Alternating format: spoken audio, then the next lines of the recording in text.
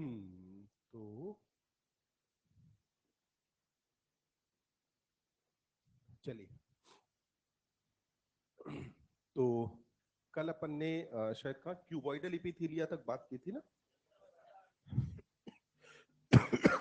तो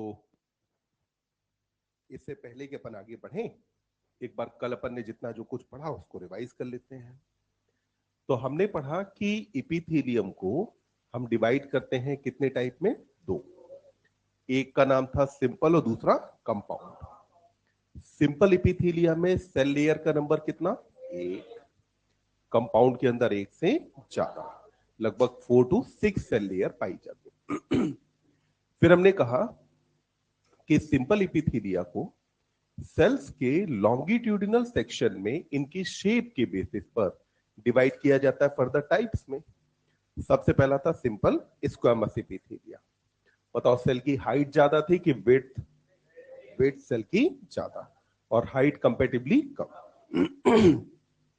फिर आपने कहा कि क्योंकि ये एपिथेलिया की सेल्स फ्लोर की टाइल जैसी होती हैं, इसलिए इन्हें क्या कहा जाता है? Pavement epithelia. फिर हमने देखा कि सारी सेल्स के न्यूक्लियस बराबर पे नहीं होते, न्यूक्लियस थोड़ा सा ऊपर नीचे वेव लाइक फैशन में है, तो इसलिए नाम क्या दिया गया? टेसेलेटेड एपिथेलिया। और इसका काम क्या था कि ये बना रही थी डिफ्यूजन बाउंड्री, यानी कि जहां कहीं डिफ्यूजन हो रहा होगा तो वो डिफ्यूजन वाली जगह पर ये एपिथेलिया काम आएगी। फिर आपने कहा कि इसके एग्जाम्पल में पहला हमने लिया एयर सैक ऑफ लंग्स, यानी कि लंग्स के एल्व्यूलाई, और दूसरा अपन ने लिया था वॉल ऑफ ब्लड वेसल। तो ये दो एग्जाम्पल किसके थे? Simple squamous epithelia. फिर आगे अपन ने कहा कि अगला आता है सिंपल क्यूबॉइडल एपिथेलिया। क्यूबॉइडल में सेल की हाइट थोड़ी सी और बढ़ी और सेल की हाइट और विड्थ क्या हो गई? बराबर। तो सेल लगभग शेप में कैसी हो गई? क्यूब लाइक हो गई। तो क्यूब लाइक सेल अगर हो तो इस एपिथेलिया को नाम क्या मिला? Cuboidal epithelia. और यहां पे हमने कहा कि न्यूक्लियस राउंड होगा, सेल के सेंटर में पाया जाएगा। लोकेशंस में हमने कहा कि ये पाई जाती है डक्ट ऑफ ग्लैंड, और दूसरा कहां पर मौजूद थी? तो tubular part of nephron. Function में हमने कहा दो काम, सेक्रीशन और एब्जॉर्प्शन। अब अगली बात आती है कि क्यूबॉइडल एपिथेलिया में जब ये नेफ्रॉन के पीसीटी पर है तो इसके फ्री सरफेस पर क्या पाए जा रहे थे? माइक्रोविलाई। और माइक्रोविलाई अगर हो तो हम इसे क्या बोलते हैं? Brush border cuboidal epithelia. तो इतनी बात अपन कल कर चुके थे। अब क्यूबॉइडल के बाद अपने को आगे बच्चे बात करनी थी कॉलमनर एपिथेलिया के बारे में। तो अगली एपिथेलिया कौन सी हुई? कॉलमनर। और कल हमने एग्जांपल लिया था कि जैसे हमारे क्लासरूम में पिलर्स बने हैं ना, तो ये पिलर्स की जैसी अगर सेल हो तो इस इपिथेलिया को हम बोलते हैं कॉलमनर इपिथेलिया। तो थर्ड टाइप अपने पास कौन सा आया? कॉलमनर। कॉलमनर इपिथेलिया में देखिए, आपने कहा कि यहां पे जो सेल्स होंगी, ये सेल्स, इनकी हाइट कंपेटिबली ज्यादा जबकि विड्थ कंपेटिबली कम। तो हमने यहां पर इन सेल्स के बारे में कहा कि यहां पर जो सेल्स होंगी ये कैसी होती हैं? Tall and slender. तो सेल्स के लिए आपने क्या कहा कि सेल्स कैसी होती है बेटा? टॉल एंड स्लेंडर सेल्स है। टॉल का मतलब क्या हुआ? लंबी। स्लेंडर मतलब पतली। तो सेल्स लंबी है और पतली है।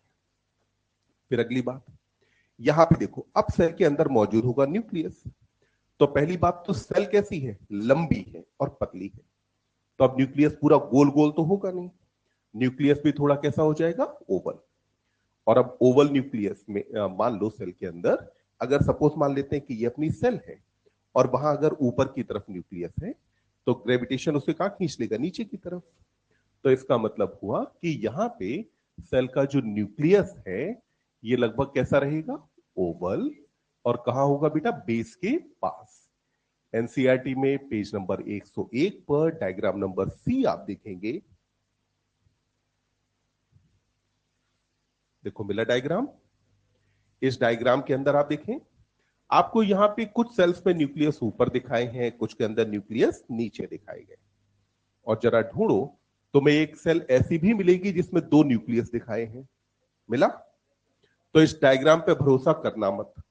डायग्राम में तो क्या किया? डिजाइन बना दी है, कुछ के न्यूक्लियस नीचे, कुछ के ऊपर, एक आध सेल के अंदर 2 न्यूक्लियस भी दिखा दिए हैं।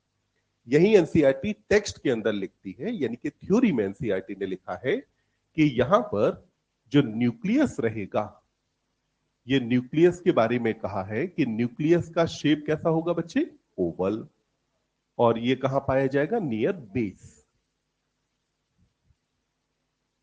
तो न्यूक्लियस पाया जा रहा है बेस के पास और इसका शेप होता है ओवल। अब जो कॉलमनर एपिथेलिया है, इसके काम क्या होते हैं? तो कॉलमनर एपिथेलिया आपका इन्वॉल्व है सेक्रीशन और एब्जॉर्प्शन में। तो कितनी जगह पर इन्वॉल्व हो गई, 2 कामों में, सेक्रीशन और एब्जॉर्प्शन। अब यहां आपको एक बात ध्यान देनी है, देखिए क्या यही दोनों काम क्यूबॉइडल एपिथेलिया भी परफॉर्म कर रही थी? हाँ, तो यानी कि क्यूबॉइडल और कॉलमनर एपिथेलिया एक मामले में सिमिलर है कि दोनों के फंक्शन क्या है, सेम। दोनों का फंक्शन सेक्रीशन और एब्जॉर्प्शन होता है। तो अपन ने कहा कि ये भी सेक्रीशन और एब्जॉर्प्शन करेगी।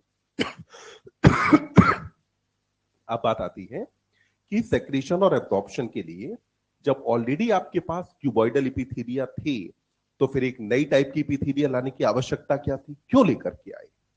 तो आप बात को समझेंगे। देखिए, अगर ये सेल बेटा लंबी लंबी है तो इसका मतलब है कि सेल स्पेस ज्यादा लेगी।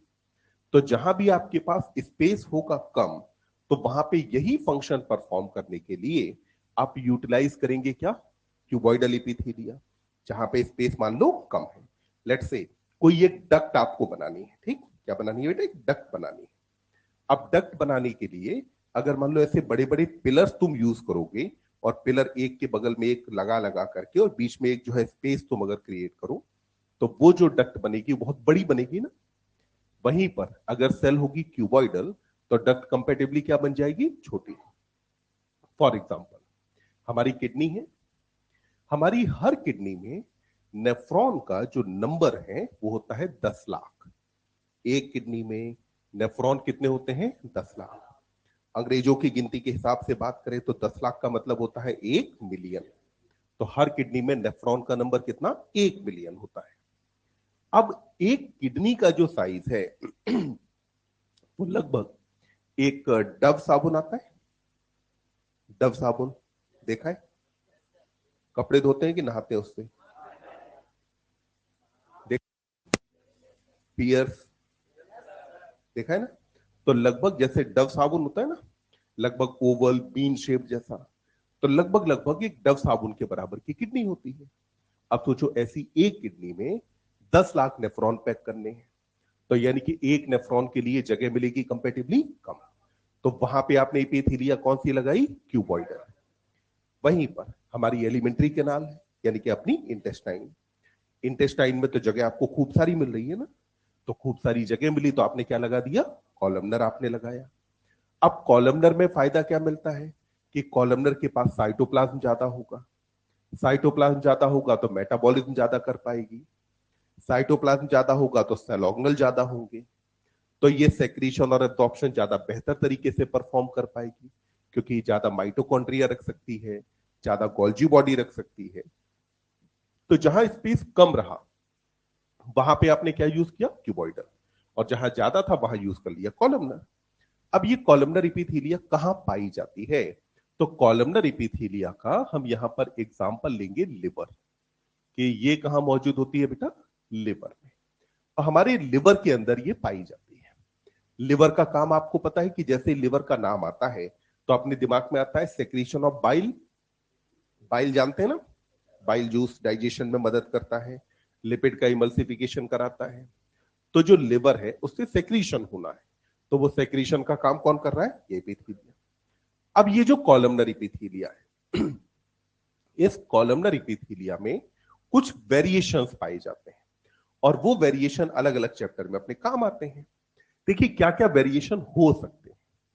पहला, इस कॉलमनर एपिथेलिया में सेल का जो फ्री सरफेस है, फ्री सरफेस पर माइक्रोविलाई आ जाए। पहला क्या हो सकता है कि फ्री सरफेस पर क्या आ जाए, माइक्रोविलाई। दूसरा हो सकता है कि फ्री सरफेस पर क्या आ जाए, काइनोसिलिया। क्या आ सकता है, काइनोसिलिया आ सकता है। तो पहला देखिए, जब अगर फ्री सरफेस पर माइक्रोविलाई मौजूद होगा तो आप इसे कहेंगे बेटा ब्रश बॉर्डर कॉलमनर इपिथीलिया। क्या कहेंगे? ब्रश बॉर्डर कॉलमनर इपिथीलिया कहा जाएगा। तो ब्रश बॉर्डर कॉलमनर इपिथीलिया आप कब कहेंगे? जबकि सेल में फ्री सरफेस पर, फ्री सरफेस का मतलब क्या हुआ? ऊपर की तरफ कि नीचे? ऊपर की तरफ ना, क्योंकि नीचे की तरफ तो यहां बेसमेंट मेम्ब्रेन होगी, तो नीचे वाली साइड तो फ्री नहीं है। फ्री साइड कौन सी है? ऊपर वाली। तो जब अगर ऊपर की तरफ यानी कि फ्री साइड पर यहां पर क्या आ जाए? माइक्रोविलाई, यानी कि सेल्स आपकी ये हो गई, और सेल के फ्री सरफेस की तरफ ये फिंगर लाइक प्रोजेक्शंस आ गए, जिनको आप बोलते हैं माइक्रोविलाई। तो ये माइक्रोविलाई आ गए। जब अगर कुछ इस तरीके की स्ट्रक्चर होगी तो अब आप इसे क्या कहेंगे? Brush border columnar epithelia. देखिए, हम बात कर चुके हैं कि जहां कहीं भी माइक्रोविलाई होता है, तो माइक्रोविलाई बेटा बताओ काम क्या करता है? एब्जॉर्प्शन ना। यानी कि जहां भी अगर आपको एब्जॉर्प्शन करना है तो वहां माइक्रोविलाई काम आएगा। ये एपिथेलिया पाई जाती है गॉल ब्लैडर पर। कहां मौजूद है? Gall bladder. गॉल ब्लैडर का नाम सबने सुना है ना? गॉल ब्लैडर का काम क्या होता है? Concentration of bile. लिवर से क्या सेक्रेट हुआ? बाइल। इस बाइल को कंसंट्रेट कौन करता है? गॉल ब्लैडर कंसंट्रेट करेगा। ये गॉल ब्लैडर जो कि बाइल को कंसंट्रेट कर रहा है, तो अब कंसंट्रेट करने का मतलब हुआ बाइल को गाढ़ा बनाना और ज्यादा, या पतला करना? गाढ़ा, गाढ़ा बनाना ना। अगर गाढ़ा बनाना है तो बाइल में से क्या एब्जॉर्ब करना पड़ेगा? वाटर। वाटर एब्जॉर्ब करना है। तो यहां जो माइक्रोविलाई है वो क्या करेगा? बाइल में से वाटर एब्जॉर्ब करेगा। वाटर एब्जॉर्ब होने की वजह से बाइल कैसा हो जाएगा? कंसंट्रेट हो जाएगा। तो बाइल को कंसंट्रेट करने के लिए गॉल ब्लैडर पर कॉलमनर एपिथेलिया पर क्या पाया जा रहा है? माइक्रोविलाई प्रेजेंट है। अब देखिए अगला, अगर यहां फ्री सरफेस पर काइनोसिलिया आ जाए तो आप इसे क्या कहेंगे? सिलिएटेड कॉलमनर एपिथेलिया कहेंगे। तो अगला हुआ ciliated columnar epithelia. Ciliated columnar epithelia में यहां की जो सेल्स होंगी, ये सेल्स अपन कुछ ऐसे करके मान लेते हैं कि ये हमारे पास सेल्स हैं, और ये जो सेल हैं इनमें न्यूक्लियस कहां रहेगा? बेस के पास। सेल्स का जो फ्री एंड है यानी कि ऊपर की तरफ, यहां पर क्या आ गया बेटा? सिलिया। पेज नंबर 101 पर डायग्राम नंबर डी आप देखेंगे। डायग्राम डी में क्या आपको सेल्स के ऊपर की तरफ सिलिया दिखाई देते हैं? जब अगर सिलिया मौजूद होंगे तो अब आप इसे क्या कहेंगे? सिलिएटेड कॉलमनर एपिथेलिया कहेंगे। और सिलिया का काम क्या था? Movement of particles in a specific direction.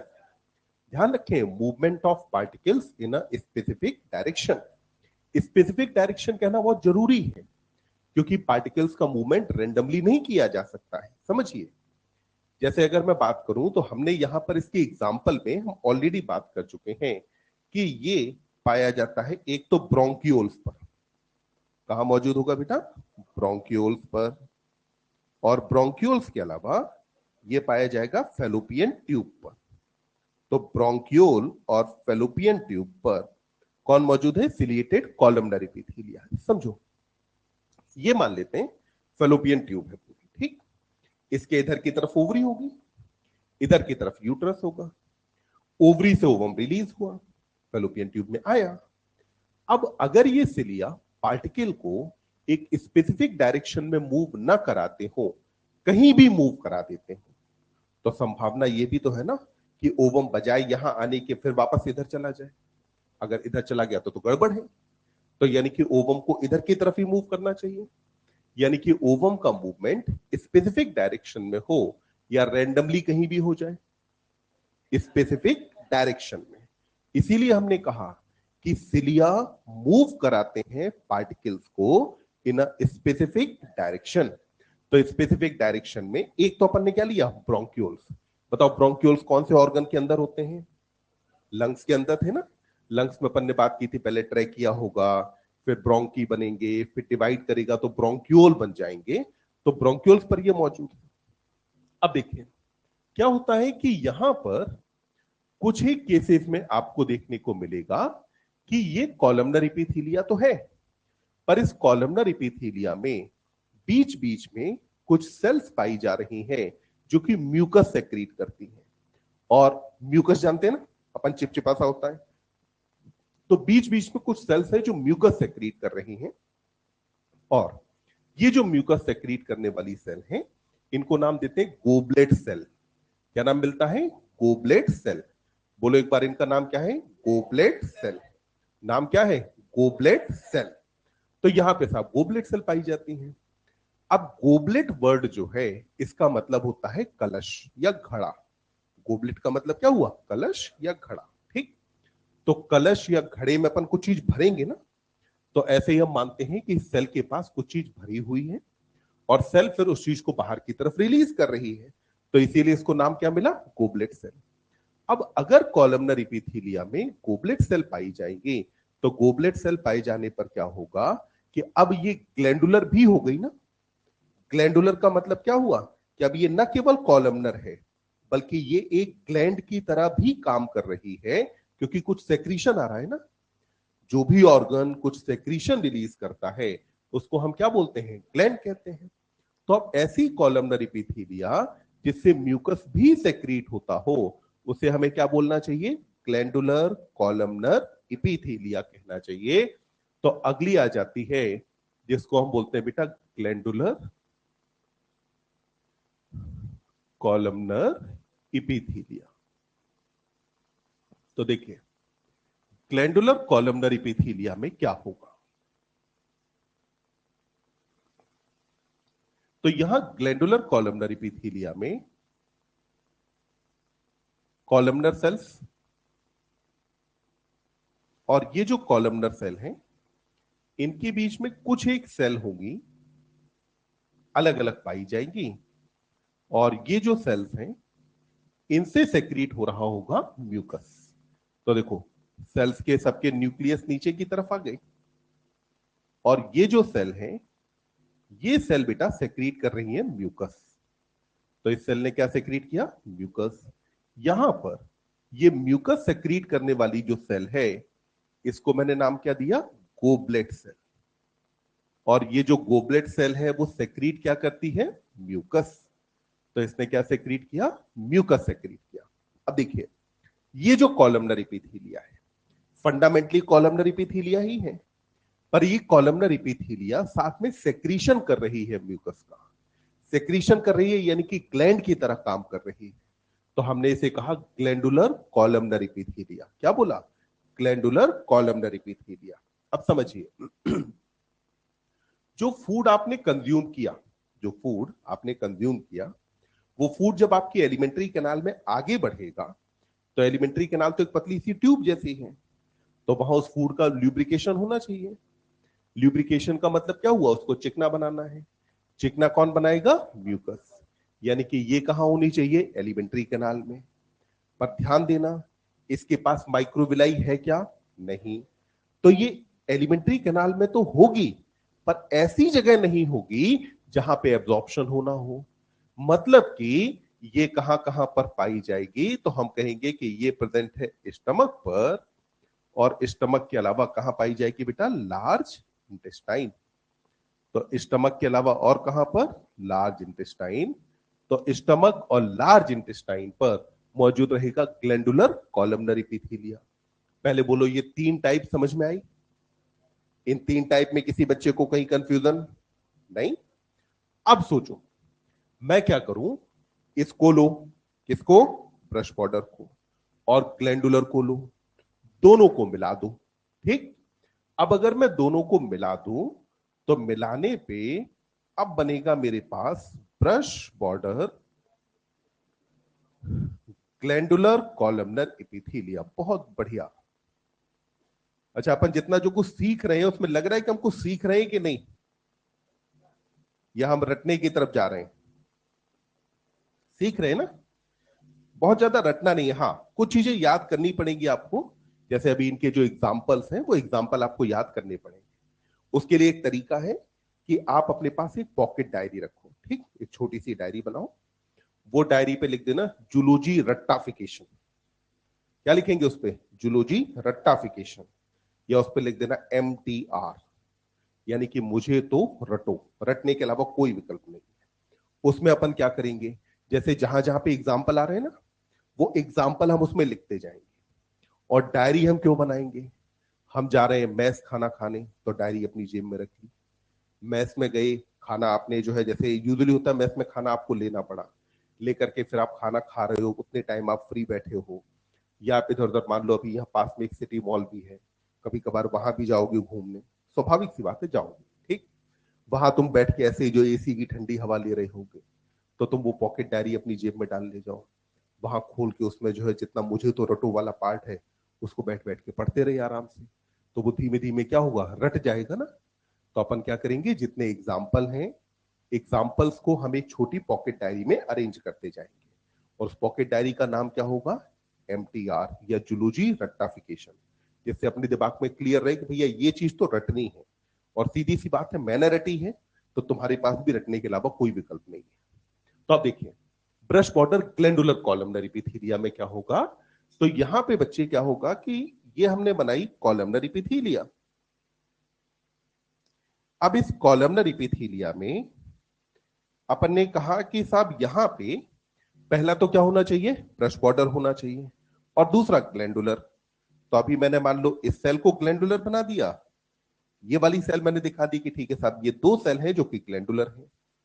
बाकी जो सेल्स हैं, इनके फ्री सरफेस पर क्या बना दो, माइक्रोविलाई। यानी कि अगर एक एपिथेलियम ऐसी हो जहां पे सेल्स कॉलमनर हो, ज्यादातर सेल पर माइक्रोविलाई पाए जा रहे हो, पर साथ में कुछ सेल्स ऐसी हो जिनसे म्यूकस सेक्रीट होता हो और जो ग्लैंडुलर हो, तो उस वाली इपिथीलिया को हम क्या कहेंगे, ब्रश बॉर्डर ग्लैंडुलर कॉलमनर इपिथीलिया कह देंगे। तो हमने उसे नाम क्या दिया, ब्रश बॉर्डर ग्लैंडुलर कॉलमनर इपिथीलिया। अच्छा, यहां पे कॉलमनर वर्ड और ऐड कर देंगे अपन, तो ब्रश बॉर्डर ग्लैंडुलर कॉलमनर इपिथीलिया। अब देखो, मैंने कहा था कि म्यूकस की जरूरत तुम्हें पड़ेगी कहां, इंटेस्टाइन के अंदर या एलिमेंट्री कैनाल में। साथ में माइक्रोविलाई है, माइक्रोविलाई है, इसका मतलब क्या हुआ, एब्जॉर्प्शन कराना है। अब एब्जॉर्प्शन भी कराना है, म्यूकस भी चाहिए, तो वो चीज कहां पर चाहिए होगी आपको, स्मॉल इंटेस्टाइन में ना। तो अपन ने कहा कि यहां माइक्रोविलाई है, और साथ में क्या मौजूद है, गोबलेट सेल है। तो ये जो चीज है, ये आपको देखने को मिलेगी बच्चे स्मॉल इंटेस्टाइन में। तो कहां देखने को मिलेगी, स्मॉल इंटेस्टाइन के अंदर देखने को मिलेगी। तो हमने यहां पर इसके 4 एग्जाम्पल लिए। ये 4 एग्जाम्पल किसके हैं, तो अपन ने कहा कि क्या क्या मॉडिफिकेशन हो सकते हैं। मॉडिफिकेशन में पहला, फ्री सरफेस पर क्या हो, माइक्रोबिलाई। दूसरा, फ्री सरफेस पर क्या हो, सिलिया। तीसरा, इसमें क्या मौजूद हो, गोबलेट सेल। और चौथा, कि माइक्रोबिलाई भी हो और गोबलेट सेल भी पाई जाए। तो पहले का नाम क्या हुआ, ब्रश बॉर्डर कॉलमनर। दूसरे का नाम सिलिएटेड कॉलमनर। तीसरे का नाम ग्लैंडुलर कॉलमनर। और चौथा ब्रश बॉर्डर ग्लैंडुलर कॉलमनर। तो ये 4 इसके मॉडिफिकेशन हो गए। इतनी बात अपने को समझ में आई है? लिखो इसे फटाफट, फिर आगे बढ़ते हैं।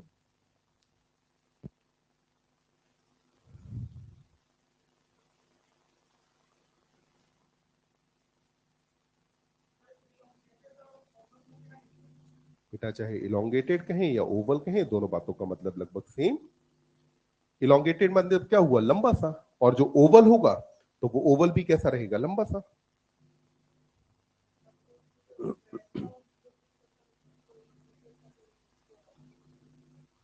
ट्रैकिया,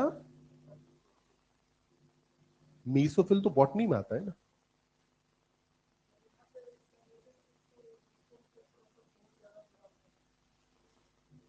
ट्रैकिया को इलोंगेटेड का मतलब हुआ कोई भी लंबी सी स्ट्रक्चर हो तो उसको इलोंगेटेड कह देंगे। और ओवल का मतलब क्या हुआ कि ऐसे करके ओवल हो, बस ओवल में क्या है कि देखो, ओवल शेप ऐसे भी हो सकती है और ओवल शेप ऐसे भी हो सकती है। इलोंगेटेड जब आप कह रहे हैं तो फिर अलोंग द लेंथ ऐसे करके अरेंज होना चाहिए, तो उसको इलोंगेटेड कह देंगे।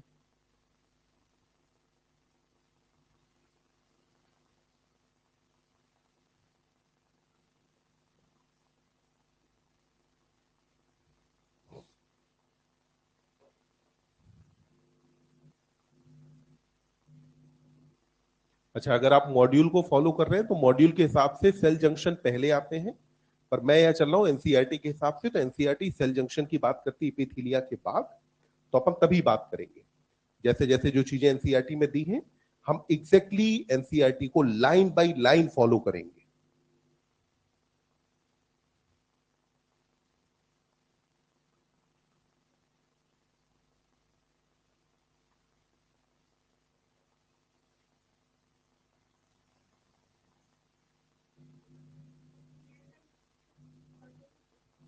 हाँ, क्यूबॉइडल में भी होगा। सिलिएटेड क्यूबॉइडल पाई जाती है कलेक्टिंग डक्ट ऑफ नेफ्रॉन के अंदर। नेफ्रॉन का जो कलेक्टिंग डक्ट वाला पार्ट है वहां पे होती है।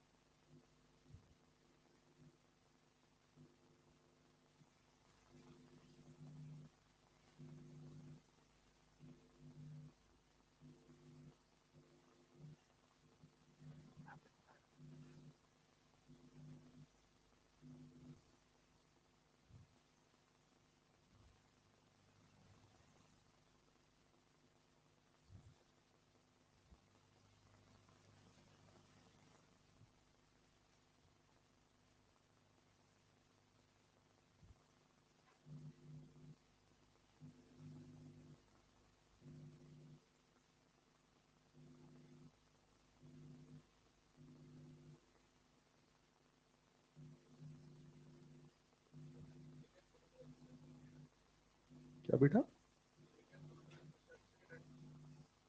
यूनी डायरेक्शनल कहने की बजाय आप ये कहो कि ये पार्टिकल्स का मूवमेंट एक स्पेसिफिक डायरेक्शन में कराता है, ठीक?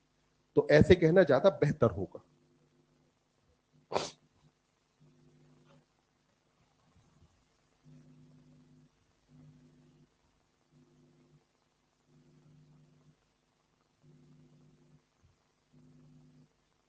अब आगे बढ़ जाएं।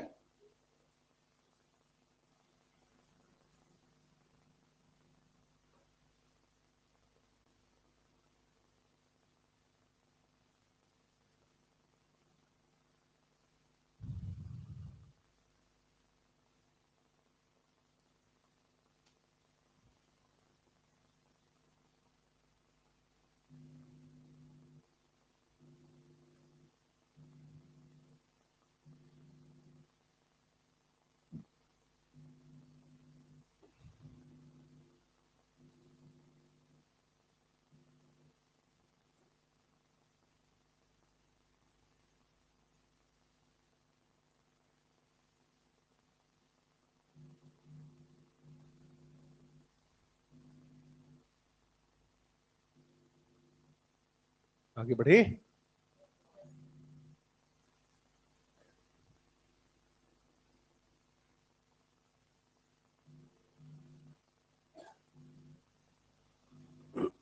देखिए, अब बच्चों क्या है कि अपन ने अभी जो कहा ना कि जो क्यूबॉइडल और कॉलमनर एपिथेलिया सेक्रीशन करती है, ठीक? सेक्रीशन करने वाले ऑर्गन को अपन क्या कहते हैं? ग्लैंड। तो यानी कि ग्लैंड किसकी बनी होगी? या तो क्यूबॉइडल की या फिर कॉलमनर एपिथेलिया की। तो अब हम यहां बात करने वाले हैं अबाउट ग्लैंडुलर एपिथेलिया।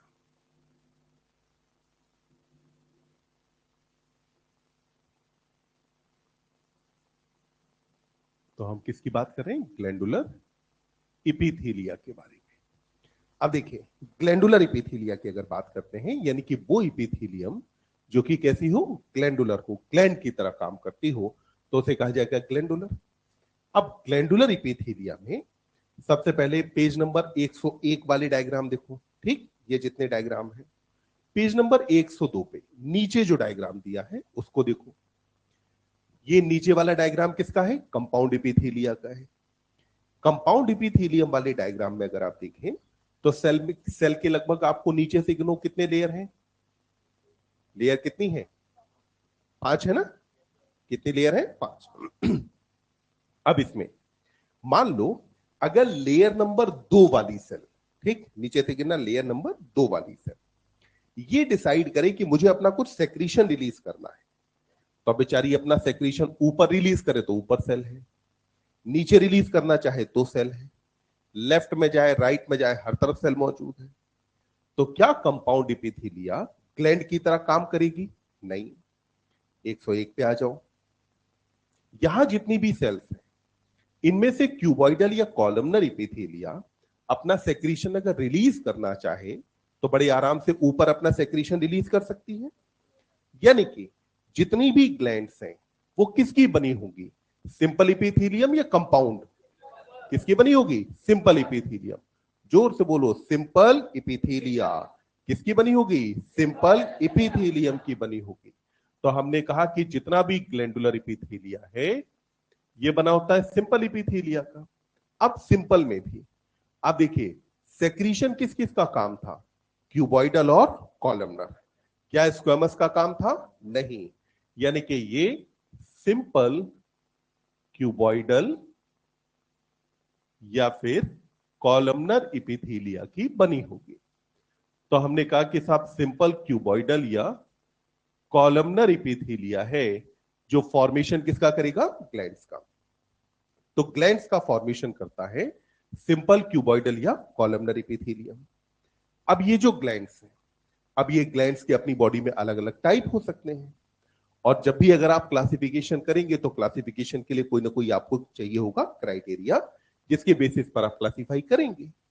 तो हम पहला इसका क्लासिफिकेशन करने वाले हैं कि यहां ग्लैंड में नंबर ऑफ सेल कितनी पाई जा रही है। अगर एक सिंगल सेल है जो कि ग्लैंड की तरह काम कर लेती है तो हम इसे कहेंगे यूनिसेलुलर। अगर कई सारी सेल्स एक साथ मिलकर के काम करती हैं तो हम इसे क्या कहेंगे, मल्टी सेलुलर। पेज नंबर 102 पे ऊपर वाला डायग्राम आप देखें, पहले लेफ्ट वाला डायग्राम देखें। यहां देखें एक सिंगल सेल आपको सेक्रीशन करती दिखाई दे रही है और जो सेक्रेटरी सेल हैं उनके बीच बीच में नॉन सेक्रेटरी सेल भी मौजूद है। तो ये डायग्राम किसका है, यूनिसेलुलर का। राइट वाला डायग्राम देखिए, राइट वाले डायग्राम में कई सारी सेक्रेटरी सेल्स एक साथ मौजूद हैं। जब कई सारी सेक्रेटरी सेल एक साथ मौजूद हो तो अब आप इसे क्या कहेंगे, मल्टी सेलुलर ग्लैंड कहेंगे। यानी कि जो ग्लैंड है उसका अगर हम क्लासिफिकेशन करना चाहें तो हम कह सकते हैं कि on the basis of number of cell. तो किसके बेसिस पर बेटा, नंबर ऑफ सेल्स के बेसिस पर आप इसे दो टाइप में डिवाइड कर सकते हैं।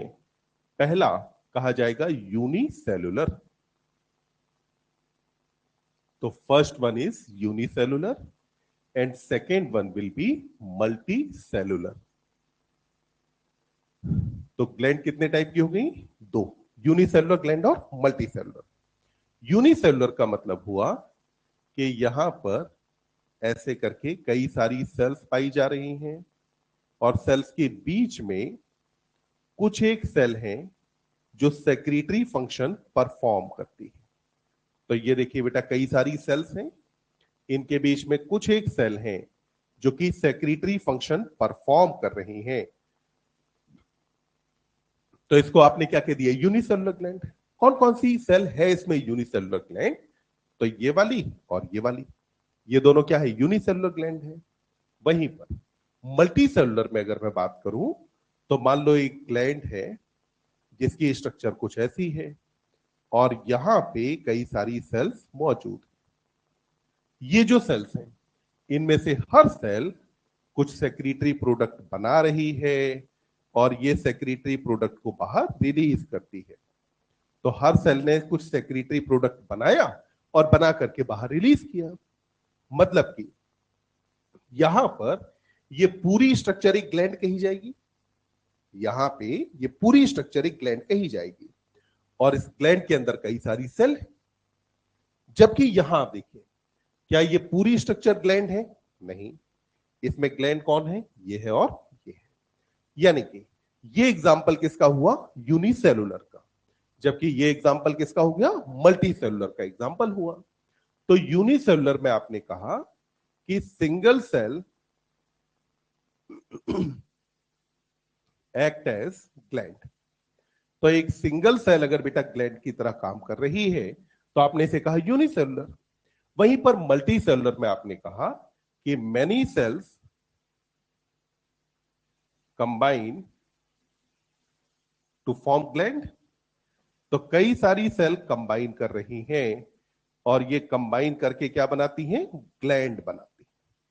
तो जब अगर कई सारी सेल्स कंबाइन करके ग्लैंड बनाती हो तो मल्टी सेलुलर, और अगर एक सिंगल सेल बना रही हो तो इसे क्या कहा जाएगा? यूनिसेलुलर। यूनिसेलुलर के एग्जाम्पल में आप याद रखेंगे पहले गोबलेट सेल। पहला क्या याद रखा? Goblet cell. ये जो गोबलेट सेल है ये बेटा सेक्रीट क्या करती थी? म्यूकस। तो गोबलेट सेल ने क्या सेक्रीट किया? म्यूकस। अब ध्यान दें, अगर ये म्यूकस आपके एलिमेंट्री कैनाल में सेक्रीट हो रहा है तो भी गोबलेट सेल कर रही है, अगर ये आपके रेस्पिरेटरी ट्रैक्ट में सेक्रीट हो रहा है तो भी यही करेगी। यानी कि जहां कहीं भी म्यूकस सेक्रीट होगा तो म्यूकस सेक्रीट करने वाली सेल कौन सी रहेगी? Goblet cell. ये एक तो इसका एग्जांपल एनसीईआरटी में दिया है। दूसरा, नीट में 2015 में क्वेश्चन पूछा गया एक सेल के बारे में जिसका नाम है पैनेट सेल। एक और सेल का नाम क्या होता है? Paneth cell. ये पैनेट सेल पाई जाती है स्मॉल इंटेस्टाइन में। तो बच्चे कहां पर पाई जाती है पैनेट सेल? स्मॉल इंटेस्टाइन में। और ये पैनेट सेल सेक्रीट करती है लाइसोजाइम। क्या सेक्रीट करती है? लाइसोजाइम। अब ये लाइसोजाइम क्या होता है? ये एक नया शब्द आया। तो लाइसोजाइम एंटी बैक्टीरियल एंजाइम होता है। ये क्या है? Anti bacterial enzyme. यानी कि लाइसोजाइम क्या करता है? बैक्टीरिया की सेल वॉल को तोड़ देता है। तो क्यों पाया जा रहा है हमारे अंदर? हमारा जो फूड है उसमें हो सकता है कुछ बैक्टीरिया आ जाए। अब ये बैक्टीरिया अगर हमारी एलिमेंट्री कैनाल में जिंदा रह गए, सरवाइव कर गए, तो ये बैक्टीरिया क्या करेंगे? हमारे अंदर डिजीज कॉज करा देंगे। तो बैक्टीरिया को जिंदा रहने दें कि मार दें? मारेगा कौन? लाइसोजाइम। लाइसोजाइम न केवल यहां होता है बल्कि अपने सलाइवा के अंदर भी लाइसोजाइम मौजूद होता है। और वो भी कैसा होता है? एंटी बैक्टीरियल होता है। और ध्यान देना, लाइसोजाइम केवल बैक्टीरिया के अगेंस्ट काम करता है। ये लाइसोजाइम वायरस या प्रोटोजोन के अगेंस्ट काम नहीं करता। तो इसलिए मैंने क्या कहा कि लाइसोजाइम क्या होता है? ये एंटी बैक्टीरियल है। So it is anti bacterial. तो देखिए, आपकी बॉडी में यूनिसेलुलर ग्लैंड के एग्जाम्पल केवल ये दो हैं। पहला एग्जाम्पल कौन है? Goblet cell. दूसरा कौन? Paneth cell. गोबलेट सेल क्या सेक्रेट करती है? म्यूकस। पैनेट सेल से क्या आता है? लाइसोजाइम। अब अगर मेरे अंदर केवल ये दो ही एग्जाम्पल यूनिसेलुलर ग्लैंड के हैं तो ये चीज बड़ी आरामदायक हो जाती है कि इन दो के अलावा अब बाकी जितने भी बचेंगे वो सारे एग्जाम्पल इसी के होंगे, है ना? भाई ग्लैंड जब है ही दो तरीके की, यूनि और मल्टी, यूनि के एग्जाम्पल दो, तो बाकी सारे एग्जाम्पल किसके बचे? मल्टी के। तो आप मुझे मल्टी के कोई 5 एग्जाम्पल गिना सकते हो? ग्लैंड्स में कोई भी 5 ग्लैंड तुम जो गिना दोगे वो सारे मल्टी के एग्जाम्पल होंगे ना? पहला पेनक्रियास गिन ले, दूसरा थायराइड गिन ले, adrenal, pituitary, salivary. Pancreas, adrenal, thyroid, pituitary, salivary. बाकी इसके अलावा जितनी भी ग्लैंड तुमको याद आ जाए, लिवर याद आ जाए तो लिवर भी होगा। तो ये सारे ग्लैंड एग्जाम्पल किसके होंगे? मल्टी सेलुलर के। एनसीईआरटी यहां जो एग्जाम्पल कोट करती है वो है सलाइवरी ग्लैंड। तो एनसीईआरटी ने बच्चे एग्जाम्पल क्या लिखा है? सलाइवरी ग्लैंड्स लिखा है इसका एग्जाम्पल। तो सलाइवरी ग्लैंड एग्जाम्पल किसका हो गया? मल्टी सेलुलर का। पर मैंने आपसे कहा कि आपको याद केवल करना है यूनिसेलुलर के एग्जाम्पल। मल्टी सेलुलर तो आपको अपने आप याद हो ही जाएंगे। जो यूनिसेलुलर नहीं होगी वो ग्लैंड ऑब्वियसली कैसी होगी? मल्टी सेलुलर होगी। तो हमने कहा कि based on number of cell glands कितने टाइप की? दो, यूनि और मल्टी। बोलो समझ में आया? लिखो फटाफट।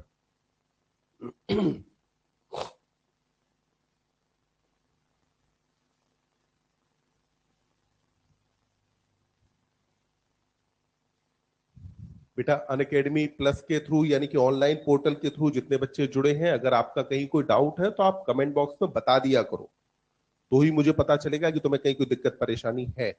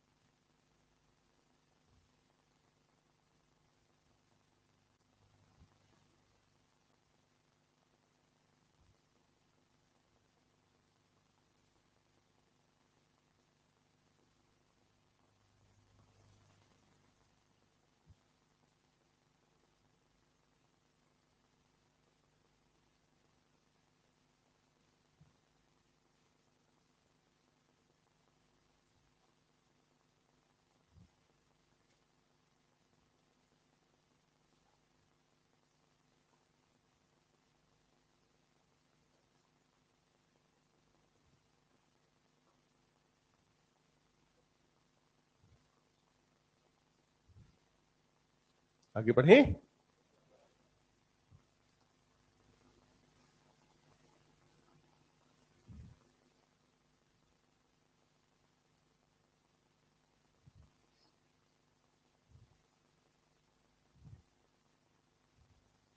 अच्छा, अब एक और मजे की बात बताएं। एनसीईआरटी में पेज नंबर 102 पे ऊपर जो डायग्राम है उसमें से लेफ्ट वाला डायग्राम देखो। जिस डायग्राम को लेबल किया है यूनिसेलुलर ग्लैंड, क्या वो ग्लैंड है? नहीं है ना। उसके बगल वाला है, तो इस लेबलिंग को ठीक कर दो।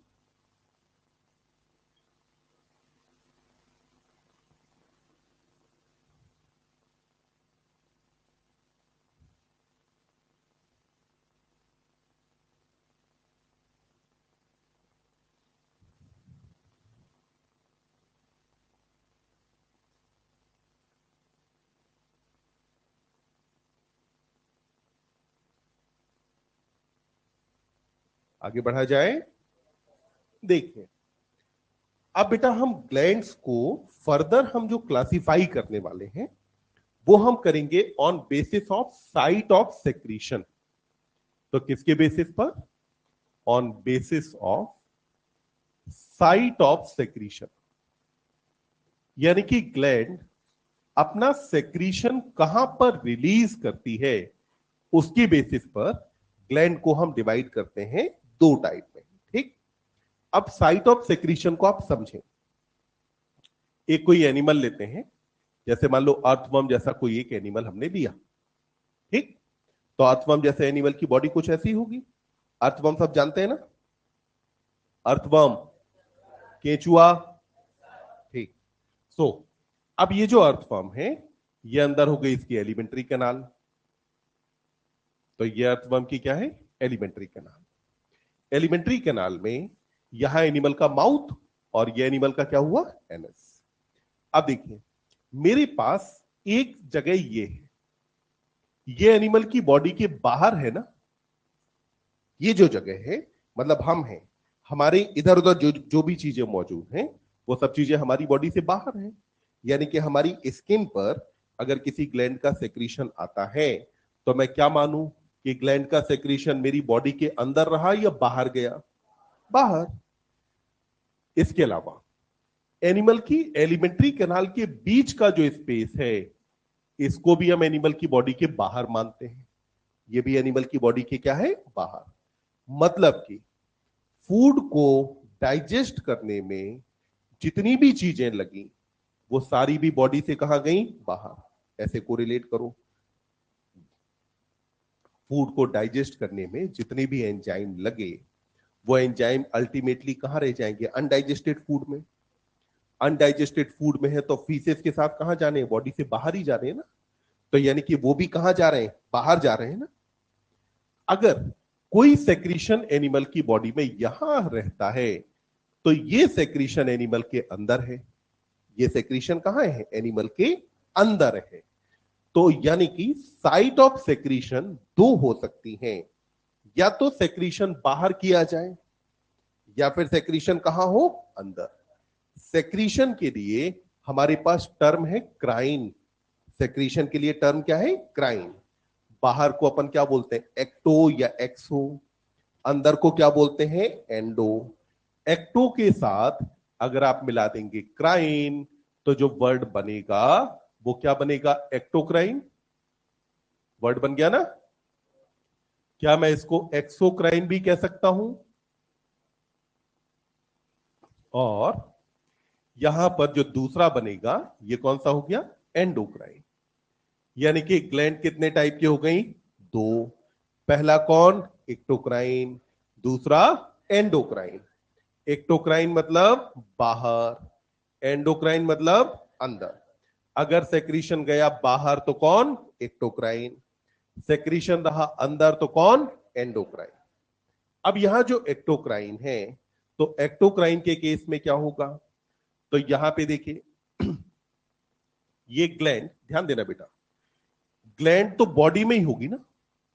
ग्लैंड कहां होगी? बॉडी में। ग्लैंड को अपना सेक्रीशन या तो यहां भेजना है या फिर सेक्रीशन यहां भेजना है। अगर ग्लैंड को अपनी जगह से दूर अगर सेक्रीशन भेजना है तो इसको डक्ट लगेगी कि नहीं? डक्ट चाहिए होगी ना। मतलब कि मान लो अगर मेरे पास पानी है, ठीक, पानी अगर मुझे अपने आसपास फैलाना हो तो मुझे किसी ट्यूब की जरूरत नहीं है। वहीं अगर मैं चाहूं कि पानी यहां से वहां दूर तक जाए तो मुझे ट्यूब चाहिए होगी ना। यानी कि जो एक्टोक्राइन ग्लैंड है, इनके केस में हम कहेंगे कि डक्ट प्रेजेंट होंगी, तो अपन कहेंगे डक्ट इज प्रेजेंट।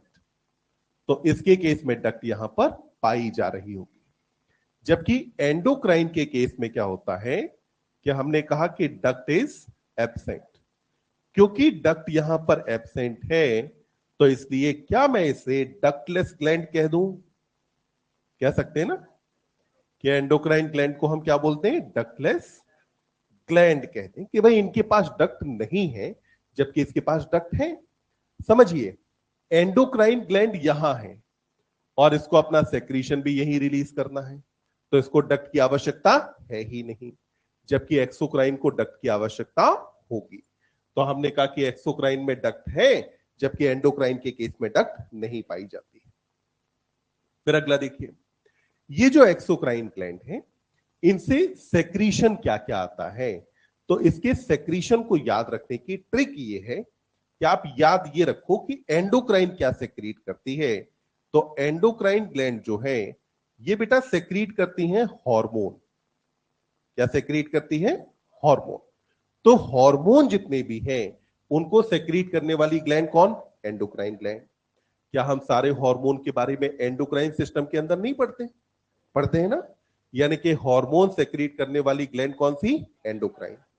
अब हार्मोन को छोड़ करके बाकी जितने भी सेल प्रोडक्ट हैं या ग्लैंड जितनी भी चीजें बनाती हैं वो सब यहां ले आओ।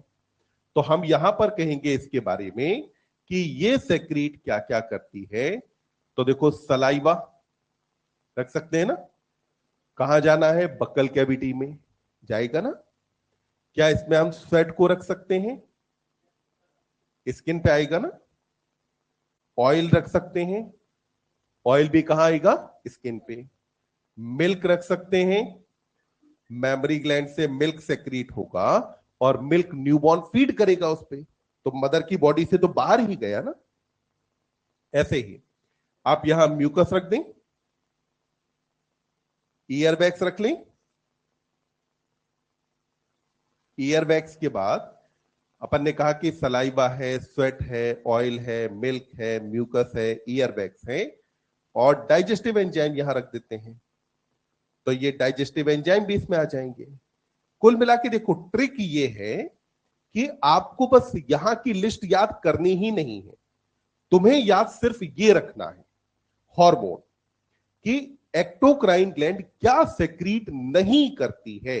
वो आपको याद होना चाहिए कि हार्मोन सेक्रीट नहीं करती है, बाकी सारी चीजें सेक्रीट करती है। एंडोक्राइन ग्लैंड का होल सोल पूरी तरीके से जो कार्यक्रम है वो सिर्फ इतना है कि इसको हार्मोन सेक्रीट करने हैं। बाकी जो भी सेक्रीशन है वो सेक्रीशन एंडोक्राइन सिस्टम की जिम्मेदारी है ही नहीं। तो वो सारे सेक्रीशन कौन रिलीज करेगा? एक्टोक्राइन ग्लैंड रिलीज करेगी। अब यहां देखिए, एक्टोक्राइन ग्लैंड का जो सेक्रीशन है वो कहां गया? बॉडी से बाहर। सेक्रीशन कहां गया? बॉडी से बाहर। अब इसके बारे में देखिए, यहां पे एनसीईआरटी लिखती है कि they release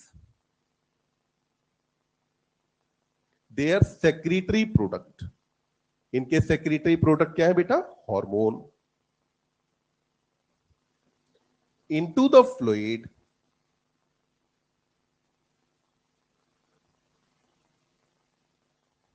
bathing the gland. तो कहा कि सेक्रेटरी प्रोडक्ट यानी कि हार्मोन कहां रिलीज किए जाते हैं? उस फ्लूइड के अंदर जो कि ग्लैंड के आसपास हो। उस फ्लूइड के अंदर जो कि ग्लैंड के कहां हो? आसपास। समझिए, देखिए, ये बेटा एक आर्टरी आई। आर्टरी अपन जानते हैं ना। आर्टरी जानते हैं, हार्ट से दूर ब्लड लेकर के जाती है। आर्टरी आगे डिवाइड करेगी तो क्या बनेगा? कैपिलरी। तो आर्टरी ने जब डिवाइड किया तो क्या बना? कैपिलरी। जितना भी एक्सचेंज है कैपिलरी के लेवल पर हो जाता है। एक्सचेंज होने के बाद यहां से डीऑक्सीजनेटेड ब्लड लेकर के कौन जाता है? वेन। तो यहां से डीऑक्सीजनेटेड ब्लड कौन लेकर के गया? वेन।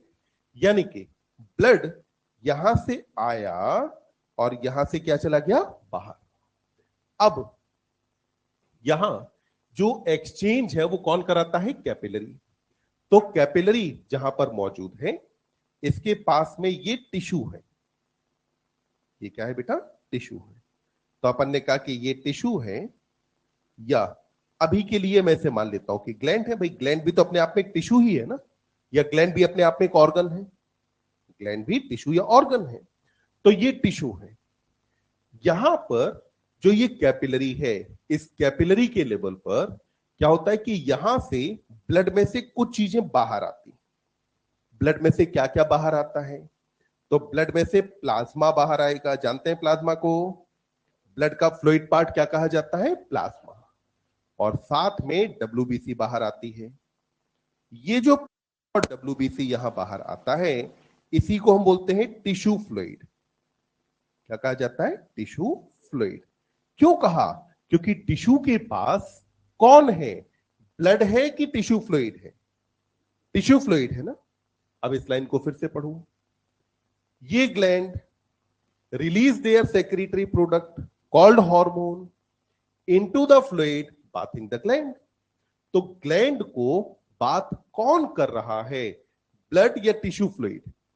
Tissue fluid. यानी कि ग्लैंड से जो हार्मोन आएगा, वो हार्मोन कहां रिलीज होगा? टिश्यू फ्लूइड में। हार्मोन कहां रिलीज हुआ? टिश्यू फ्लूइड में। और टिश्यू फ्लूइड में रिलीज होने के बाद फिर ये आगे कहां चला जाएगा? ब्लड के पास। तो फाइनली जाना ब्लड के पास है।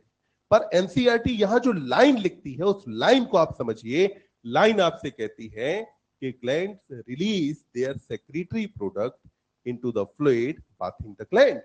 तो ग्लैंड को बात करने वाला फ्लूइड कौन है? Tissue fluid. ये टिश्यू फ्लूइड के अंदर हार्मोन रिलीज किया, उसके बाद कहां चला जाएगा? ब्लड में। जब इसे अपना सेक्रेटरी प्रोडक्ट पास में ही रिलीज कर देना है, तो क्या इसे डक्ट की जरूरत पड़ेगी? नहीं। इसीलिए आपने क्या कहा था कि ग्लैंड कैसी है? डक्टलेस है। ये ग्लैंड कैसी होती है? डक्टलेस ग्लैंड है। तो बोलो इतनी बात अपने को समझ में आई? अब देखिए, आपको एंडोक्राइन के एग्जाम्पल तो खूब सारे याद हैं। Pituitary, thyroid, parathyroid, hypothalamus, thymus, adrenal, ये सारे एग्जाम्पल याद।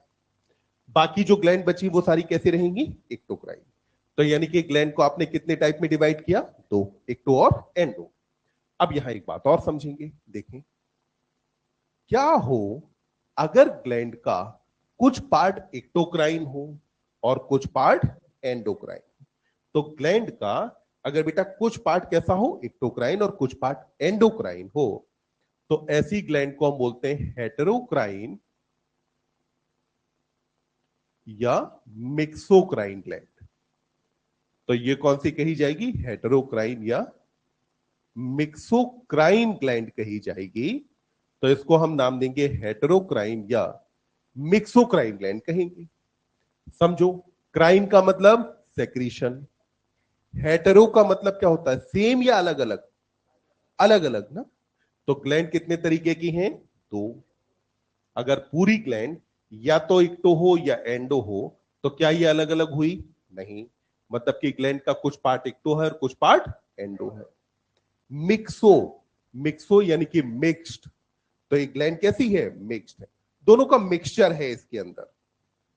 तो हमने कहा कि हेटेरोक्राइन या मिक्सोक्राइन ग्लैंड जो होगी, ये ग्लैंड पार्शियली एक्टोक्राइन रहेगी एंड पार्शियली एंडोक्राइन हो जाएगी। तो पार्शियली कैसी है? एक्टोक्राइन, और पार्शियली कैसी? एंडोक्राइन। ठीक। अब यहां देखिए, इसके एग्जाम्पल में आप ले सकते हो बेटा पैनक्रियाज। हमने एग्जाम्पल में क्या लिया? पैनक्रियाज। पैनक्रियाज में दो तरीके की चीजें पाई जाती हैं। एक तो होता है पैनक्रियाज में एसाइनी, और दूसरा होता है आइलेट्स ऑफ लैंगरहैंस। तो पैनक्रियाज में कितने तरीके की चीजें? दो। दो कौन कौन से? एसाइनी और आइलेट्स ऑफ लैंगरहैंस। तो पेनक्रियास के अंदर एक पार्ट एसाइनी, दूसरा पार्ट आइलेट्स ऑफ लैंगरहैंस। पहले बात करते हैं एसाइनी के बारे में। तो एसाइनी से आता है पैनक्रियाटिक जूस। एसाइनी क्या रिलीज करता है बेटा? Pancreatic juice. और ये आपको पता है डाइजेशन में काम आता है। इसके अंदर डाइजेस्टिव एंजाइम होते हैं। डाइजेस्टिव एंजाइम को आपने रखा है यहां पर, यानी कि एसाइनी वाला पार्ट इक्टोक्राइन हुआ कि एंडोक्राइन? कैसा हुआ? इक्टोक्राइन।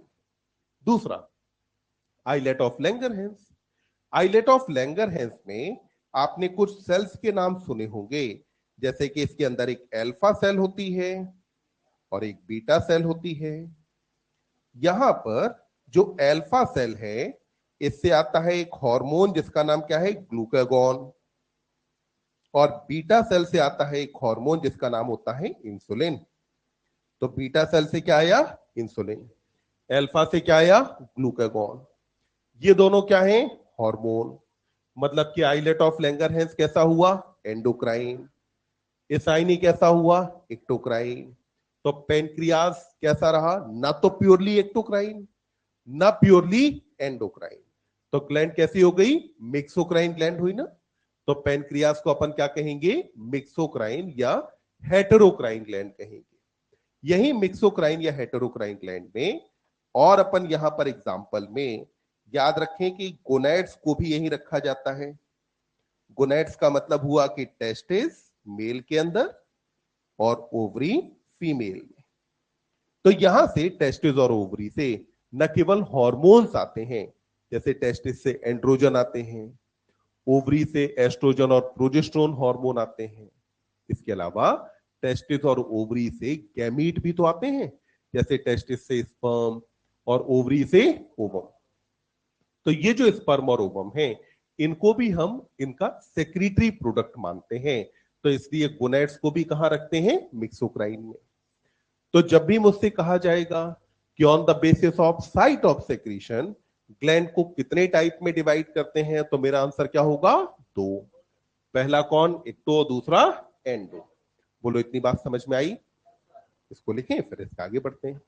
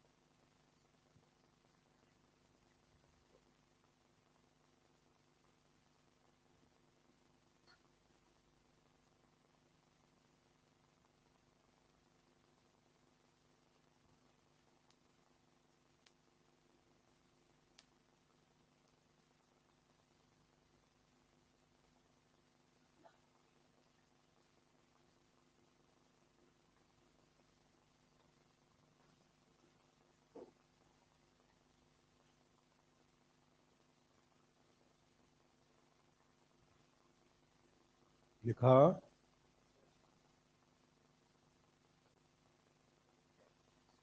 लिख क्या?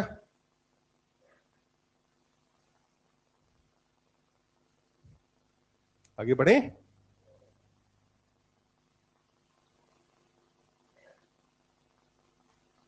तुम दबाव में मत आया करो, तुम आराम आराम से लिखो। मैं चाहे जितना पूछूं कि लिख गया, पर तुम अपने हिसाब से लिखते रहो।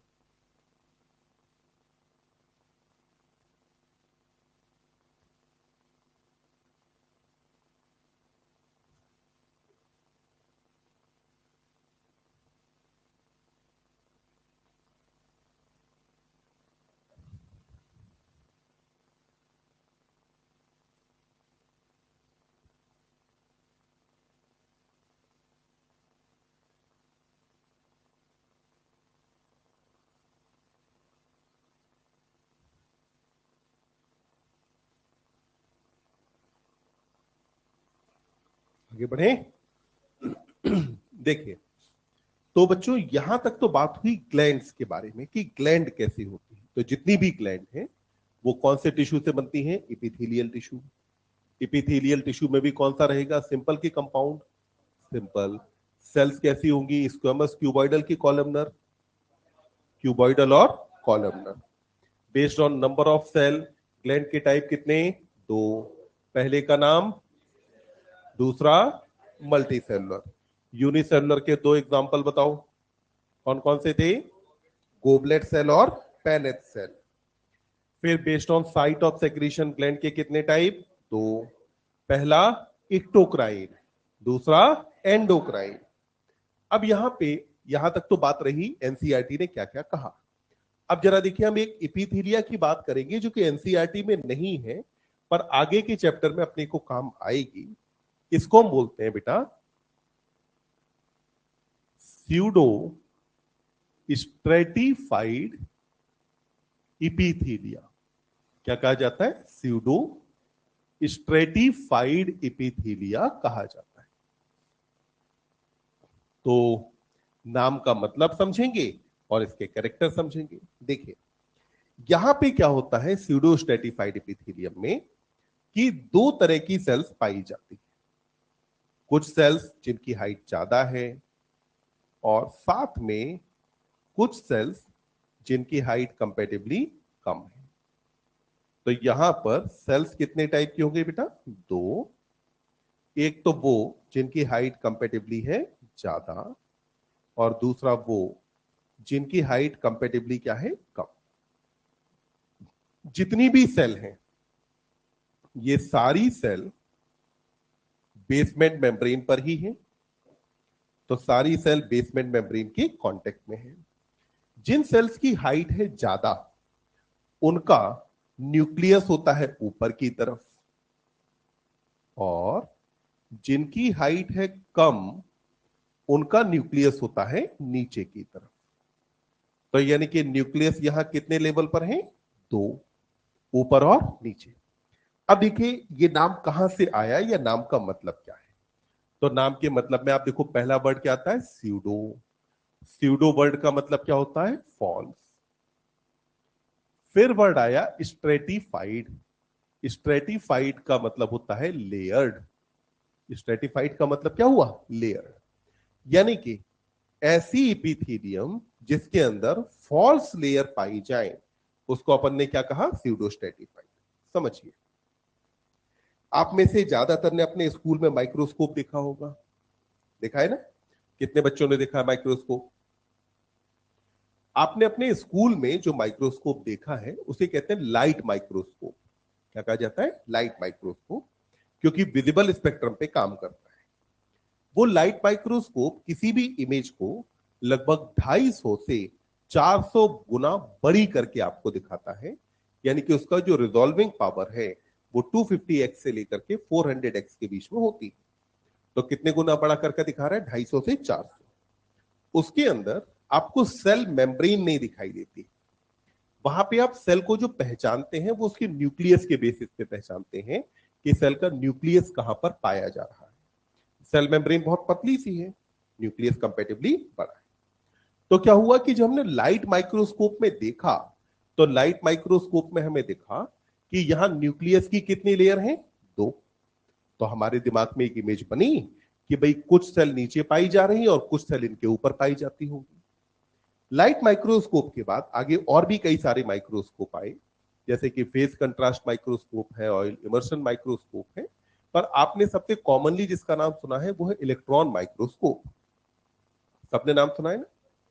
इलेक्ट्रॉन माइक्रोस्कोप अपने आप में बहुत बड़ा तामझाम होता है और ये आपको किसी भी इमेज को 50,000, 1,00,000 या 1.5 लाख गुना बड़ा तक करके दिखा सकता है। लाइट माइक्रोस्कोप कितना दिखा रहा था? 400। उसकी कहानी की शुरुआत होती है 50,000 से और कहां तक? 1.5 लाख तक जाता है। तो 1.5 लाख गुना बड़ा करके दिखाएगा तब आपको सेल मेम्ब्रेन दिखेगी। तो अब आपने कहां देखा? लाइट माइक्रोस्कोप में, सॉरी इलेक्ट्रॉन माइक्रोस्कोप में।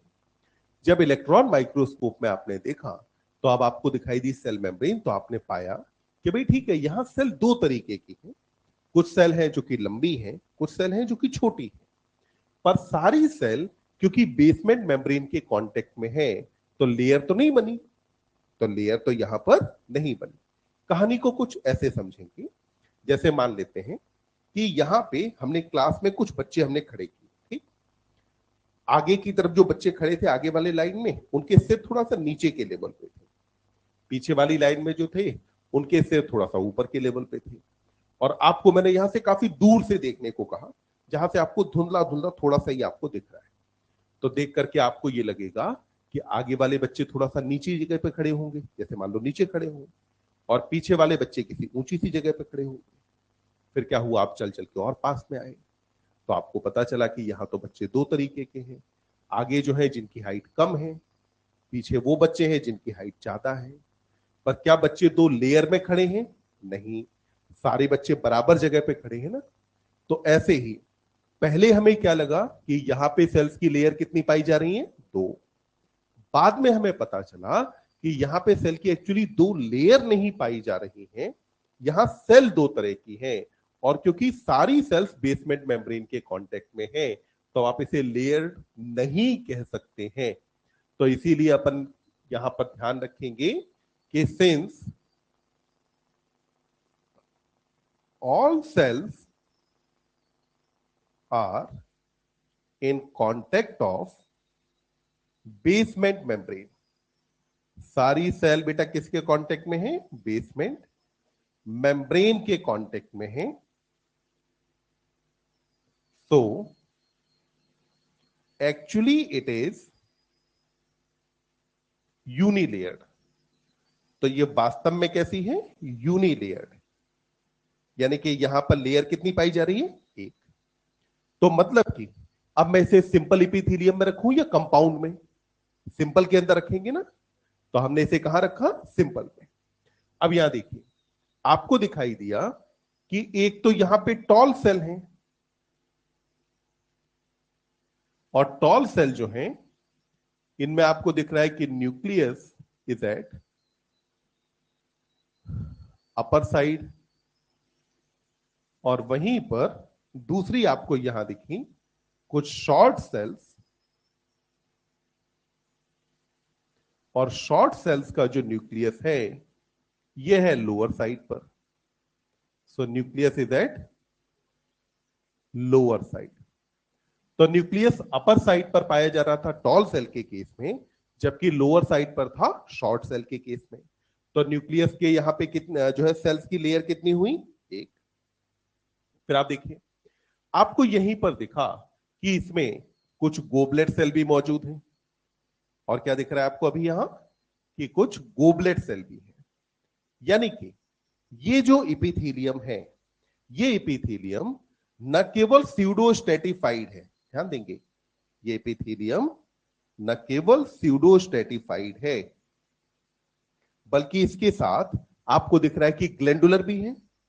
और इस एपिथेलियम में जो सेल्स ग्लैंडुलर नहीं है उनके फ्री एंड पर बेटा पाया जाता है सिलिया। फ्री एंड पर क्या मौजूद है? यहां पर काइनोसिलिया मौजूद है। तो सेल्स के फ्री एंड पर आपको यहां पर सिलिया दिख रहा है। तो आपने कहा कि ये स्यूडोस्टेटिफाइड है, सिलिएटेड है। कैसी है? सिलिएटेड। यहां ज्यादातर जो सेल्स हैं ये कैसी हैं? कॉलमनर हैं। ज्यादातर जो बेसिक सी जो सेल टाइप है वो कैसा है? कॉलमनर।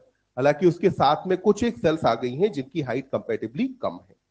तो आपने कहा स्यूडो स्ट्रेटिफाइड सिलिएटेड कॉलमनर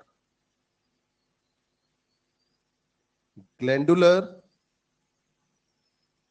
इपीथीलिया, इसका नाम होना चाहिए। तो इस इपीथीलिया का नाम क्या मिलना चाहिए?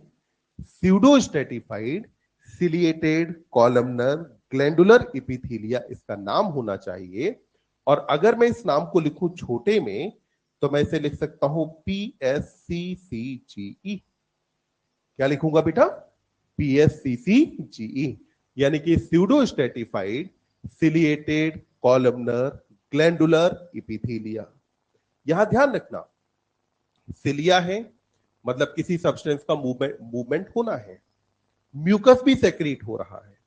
तो ये जो pseudo stratified ciliated columnar glandular epithelia है, ये आपकी पाई जाती है बेटा ट्रैकिया पर और ब्रोंकी पर। हालांकि ये स्टार्ट हो जाती है नेसल चैम्बर से ही, पर अभी हम उन सारे पार्ट्स के नाम नहीं लेंगे। हम अभी बात करेंगे कि ये पाया जा रहा है ट्रैकिया पर और ब्रोंकी पर। टर्म्स पर ध्यान देंगे। अगर लिखा हो ब्रोंकियोल, अगर लिखा होगा ब्रोंकियोल, ब्रोंकियोल ब्रोंकी से छोटे होते हैं, ब्रोंकी के डिवाइड करने पर बनते हैं, तो वहां कौन था? सिलिएटेड कॉलमनर था। कौन था? Ciliated columnar. अगर लिखा होगा ब्रोंकी, तो ब्रोंकी पर कौन मौजूद है? Pseudo stratified ciliated columnar glandular epithelia पाई जाती है। तो ट्रैकिया और ब्रोंकी, ट्रैकिया क्या है? यहां पर है ना, ट्रैकिया के डिवाइड करने से क्या बना? ब्रोंकी। ब्रोंकी डिवाइड करता है तो क्या बनता है? ब्रोंकियोल। तो ट्रैकिया और ब्रोंकी पर पाई जा रही है PSCCG, जबकि ब्रोंकियोल पर कौन होता है? सिलिएटेड कॉलमनर इपिथीलिया मौजूद होती है। तो क्या अपने को स्यूडो स्ट्रेटिफाइड इपिथीलियम समझ में आती है? बोलो, इसे स्यूडो स्ट्रेटिफाइड क्यों कहा था? क्योंकि यहां पे लेयर्स जो पाई जा रही हैं, क्या ये वास्तव में लेयर्स हैं? नहीं, ये फॉल्स लेयर है। तो इसलिए आपने क्या कहा? इसे स्यूडो स्ट्रेटिफाइड इपिथीलियम कहा। तो एक बार इतना लिखेंगे, फिर आगे शुरू करते हैं कंपाउंड इपिथीलियम।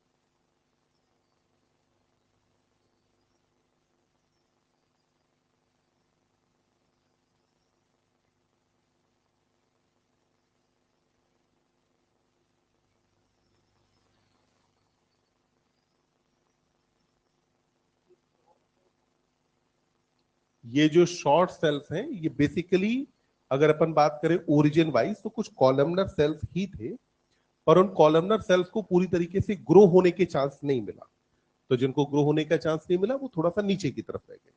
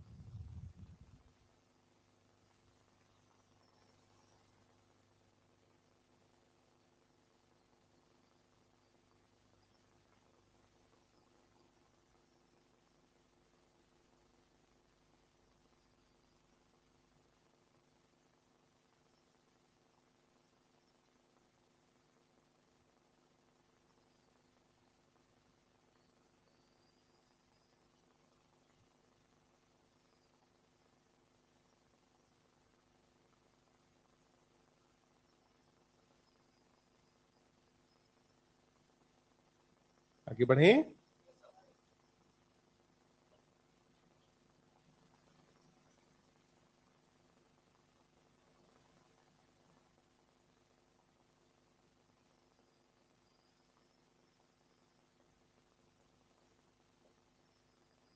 देखिए, अभी तक हमने सिंपल इपिथेलियम में जो जो एग्जांपल लिए एक बार उन्हें रिवाइज करते हैं और वन बाय वन पूछना शुरू करते हैं। तो सबसे पहले इस पंक्ति में लास्ट में बैठे हुए मेरे मित्र से प्रश्न, खड़े हो जाओ भाई, बताओ जरा सिंपल स्क्वामस इपिथेलियम के दो एग्जांपल कौन कौन से लिए थे हमने। मैंने कहा था याद यहीं करके जाना है, तो ऐसे ही नहीं याद होगा।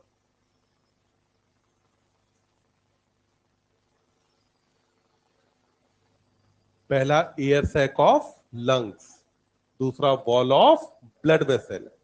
पहला क्या, एयर सैक ऑफ लंग्स, दूसरा वॉल ऑफ ब्लड वेसल। बैठो। सिंपल क्यूबॉइडल एपिथेलियम के एग्जांपल तुम बताओ बेटा। A B C D E F G H I, भाई टी शर्ट पे लिखा है ना। हाँ बताओ सिंपल क्यूबॉइडल के दो एग्जांपल।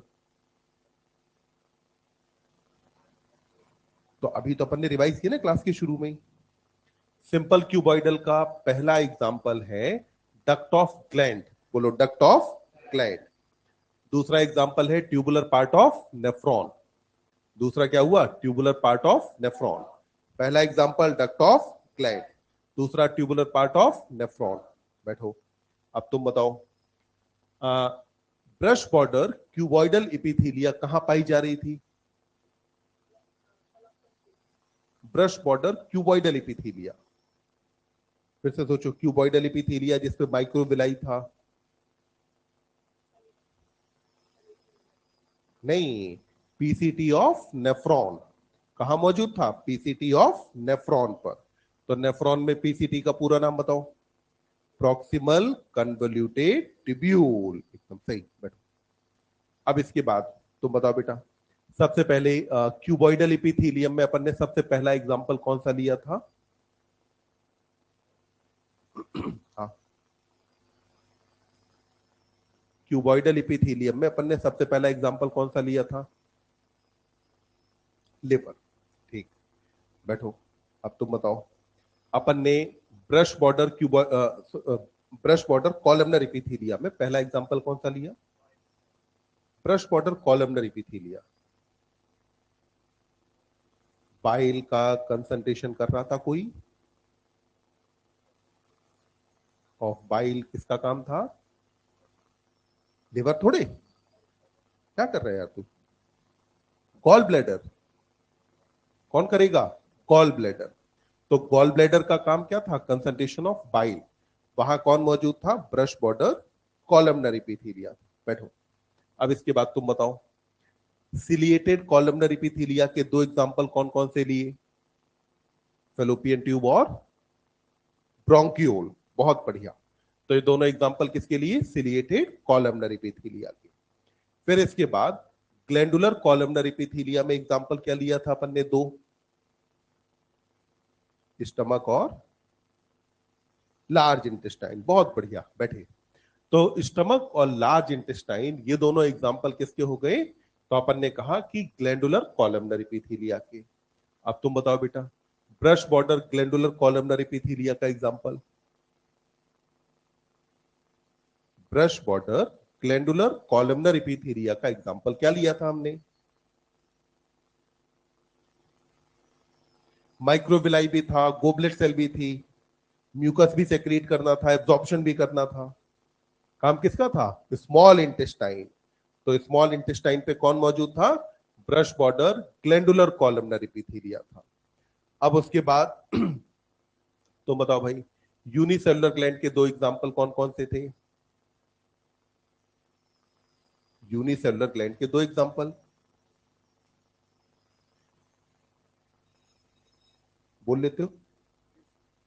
हाँ तो बताओ, घबरा क्यों रहे हो, आराम से बताओ। पहला लिया था अपन ने गोबलेट सेल, दूसरा पेनेट सेल। पहला गोबलेट सेल, दूसरा पेनेट सेल। एनसीईआरटी ने मल्टी सेलुलर ग्लैंड के एग्जांपल में कौन सा कोट किया था, सलाइवरी ग्लैंड। ठीक। साइट ऑफ सेक्रीशन के बेसिस पे ग्लैंड कितनी, दो टाइप की, एक्टो और एंडोक्राइन। एंडोक्राइन ग्लैंड के सेक्रेटरी प्रोडक्ट का नाम क्या था, हार्मोन। डक्ट किस में पाई जा रही थी, एक्टोक्राइन की एंडोक्राइन, एक्टोक्राइन के अंदर डक्ट पाई जा रही थी, एंडोक्राइन में डक्ट नहीं थी। और स्यूडो स्ट्रेटिफाइड एपिथेलियम का एग्जांपल अपन ने क्या लिया, ट्रैकिया और ब्रोंकी, जहां पर पीएससीसीजी मौजूद है। तो आपने को क्या करना है, ये एग्जांपल्स याद करने की कोशिश करनी है। और अगली क्लास में अपन स्टार्ट करते हैं अपना कंपाउंड एपिथेलियम वाला पार्ट। तो आज की क्लास के लिए अभी इतना।